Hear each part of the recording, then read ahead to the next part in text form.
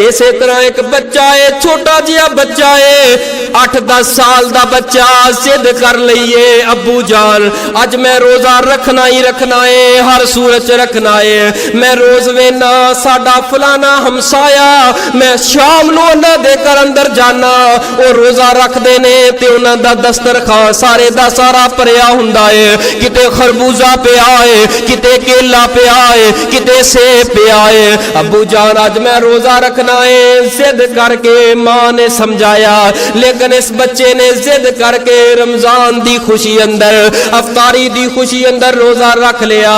सारा दिन सिर अंदर पानी पा पा के कदी सज्जे लेटदा है, कदी खब्बे लेटदा है, क्योंकि ये ते रोजा फर्ज नहीं, लेकिन जौक ते शौक ना रख लिया है। जदों शाम दा वेला आया ते मां नूं की कह लगा, अम्मी जान ए सारियां चीज़ां जिहड़ी लिस्ट मैं बनाई है, ये अब्बू नूं कहना अज लैके आए। इस बच्चे नूं की पता है बाप दी इन्नी दिहाड़ी कोई नहीं कि एक पूरी दिहाड़ी ना एक फल भी लैके घर अंदर आ जाए।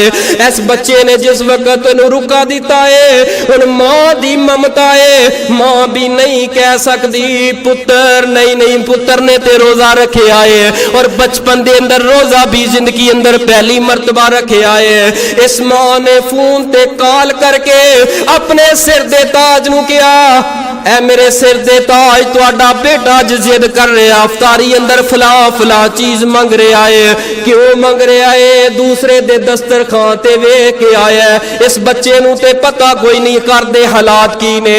इस सवेर तो लग के शाम तक 5 बजे बॉस ने छुट्टी दे दी है, इन्हें मजदूरी अंदर होर काम करना शुरू कर दिता।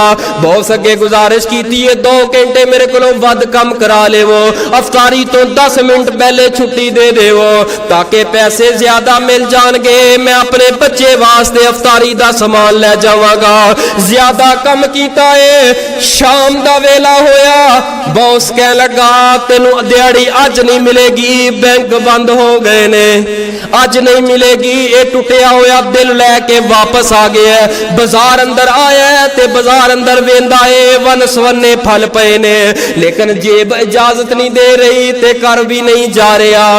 करीब अफतारी दा वक्त आ जाए, इन्हें की वेखिया एक बहुत बड़ा ठेला लगा होया है फ्रूट दा, ओदे कोल एक टोकरी पई है ते जाके कोल बह गया। कह लग्या यार तेरी इजाजत होवे ए गलिया फल जड़ा मैं लैके चला जावा। कह लगा असी की करना है, लैके चला जाओ। उन्हें छुरी फड़ी है, कोई थोड़ा थोड़ा कट लिया जड़ा सही है, छापर अंदर पाया, छापर भरिया, लेकिन अपने मन अंदर सारा दुख, सारे जख्म, सारे दर्द, गरीबी दा, जुल्म दा पीसिया होया छुपा के घर दे दरवाजे ते गया है। बच्चा दौड़ के दरवाजे ते आया है कि अज मेरा बाबा बड़ा सामान लेके आएगा। वेखे आए बड़ा सामान है, अपनी बीवी दी मां नूं पकड़ा दिता है, कन अंदर कह दिता है कमरे अंदर जाके नूं जरा साफ सुथरा करके कट के ले आ। जदों कट के लियांदा गया है ते पुत्र दे चेहरे ते मुस्कुराहटा अफतारी दे वेले, लेकिन बाप अंदरों अंदरी रोई जा रहा है, पुत्र तू नहीं जानदा ये कीड़ियां वाला सामान तेनू खवान ते अज मेरी गरीबी ने मैनू मजबूर कर दिता है, अमीरां दी अमारत ने मैनू मजबूर कर दिता है। पुत्र अगर मेरा बस चलदा होए तेरे मुंह दे अंदर डिग्गिया होया ए गलिया सड़िया एक लुकमा भी ना जान देवा।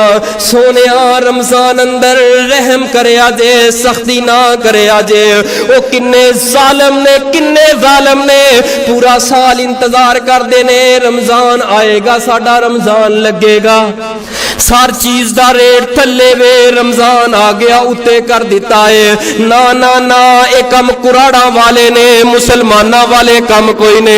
सोनिया गरीबां ते रहम करो, जिस मुआशरे अंदर गरीबां ते रहम कीता जाए वो मुआशरा बड़ा खूबसूरत हुंदा है।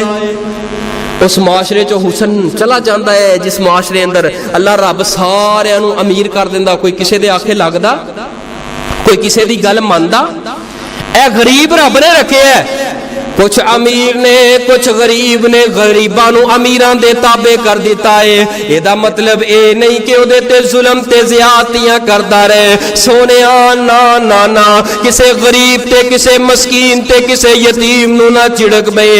इन्हां गरीबां दा दिल गुरबत दी वजह तो बड़ा टुटिया हुंदा है। मैं ते एक दिन